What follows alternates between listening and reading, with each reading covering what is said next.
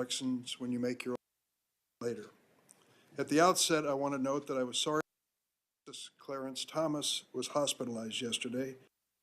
I speak for all the members of the committee in wishing him a speedy recovery. Before I turn to my own opening statement, I want to briefly discuss the order of events and the ground rules for the hearing. The committee has 10 minutes to make an opening statement. We'll go in switching between Democratic and Republican senators. Have made their opening statements. We'll hear from Judge Thomas Griffith, Professor Lisa Fairfax, who are here today to introduce Judge. Each introducer will have 5 minutes to make an opening statement.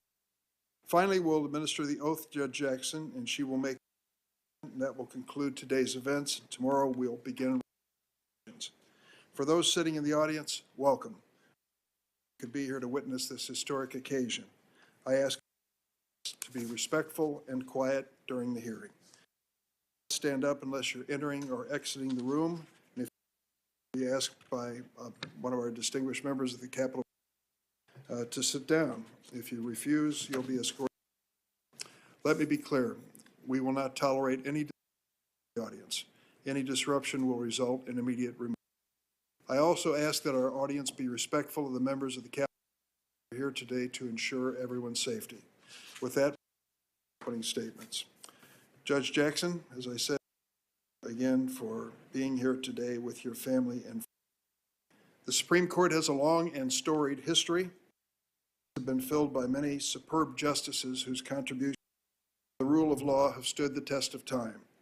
But the reality is that the court's members, in one respect, have never really reflected the nation they served.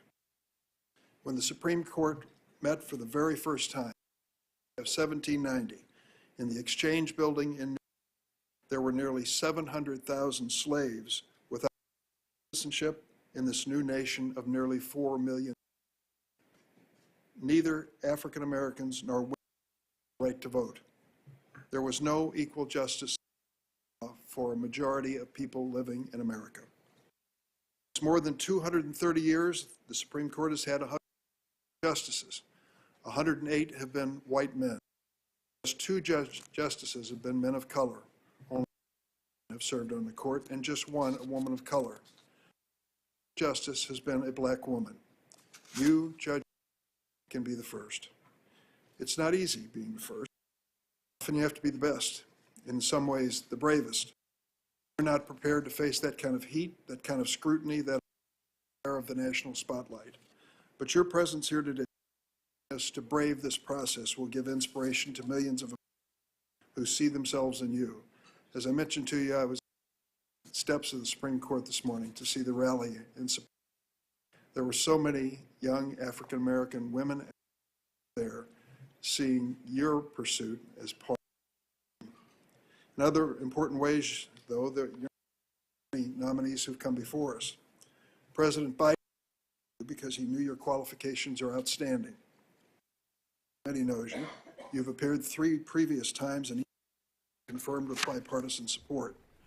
And your professional record of life experience tell us what kind of lawyer, what kind of judge, and what kind of person you really are. Your guiding found in your life and in your work, that the Constitution for all Americans, not just the wealthy and powerful, that judge favoritism, and that the judiciary must live up to blazoned above the entrance. Equal justice under law. So today is a proud day for America.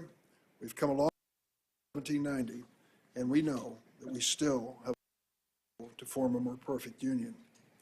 It's a moment, something that the late Senator from Illinois, Paul Simon, said to Judge Ruth Bader Ginsburg at her hearing. He said, you face a harsher judge than this committee, and that is the And that judgment is likely to revolve around the question, did she restrict freedom or did she expand it? This statement time and again because it asks a vital question. History judge us. Judge Jackson, I have no doubt will remember you as a justice who never stopped working to defend. But I also ask the members of this committee, as this landmark confirmation process, to consider how each senator, as we face our constitutional advice, equal justice under law. So today is a proud day for America. We've come a long way since 1790, and we know that we still have a long way to go to form a more perfect union. It's a moment that brings to mind something that the late Senator from Illinois, Paul Simon, my friend, said to Judge Ruth Bader Ginsburg at her nomination hearing. He said, you face a much harsher judge than this committee, and that is the judgment of history. And that judgment is likely to revolve around the question, did she restrict freedom or did she expand it? I return to this statement time and again because it asks a vital question. How will history judge us? Judge Jackson, I have no doubt that history will remember you as a justice who never stopped working to defend the Constitution. But I also ask the members of this committee, as we begin this landmark confirmation process, to consider how history will judge each senator as we face our constitutional responsibility to advise and consent. This moment also brings to mind something President Barack Obama, another trailblazer, said of a fellow Illinoisan when the late Justice John Paul Stevens announced his retirement. President Obama said, while we cannot replace Justice Stevens' experience or wisdom, I will seek someone with similar qualities, an independent mind, a record of excellence and integrity, a fierce dedication to the rule of law, and a keen understanding of how the law affects the daily lives of America. Much like Justice Stevens, we cannot replace Justice Breyer. But with you, Judge Jackson, we have a nominee who embodies the same qualities as both of these outstanding justices. You're independent-minded and understand the critical importance of judicial independence. Your record is one of excellence and integrity, from the championship debate team at Miami Palmetto Senior High School to Harvard and Harvard Law School, to your 3 judicial clerkships, your work as a federal public defender, a lawyer in private practice, a member of the Sentencing Commission, a federal district judge and circuit court judge. Throughout your career, you've been a champion for the rule of law, determined to get it right even at the risk of public criticism. As a member of the United States Sentencing Commission, a bipartisan group which reflected the spectrum of American thinking on law enforcement, you set out to make policy that truly represented congressional intent when it came to making federal criminal sentencing fairer.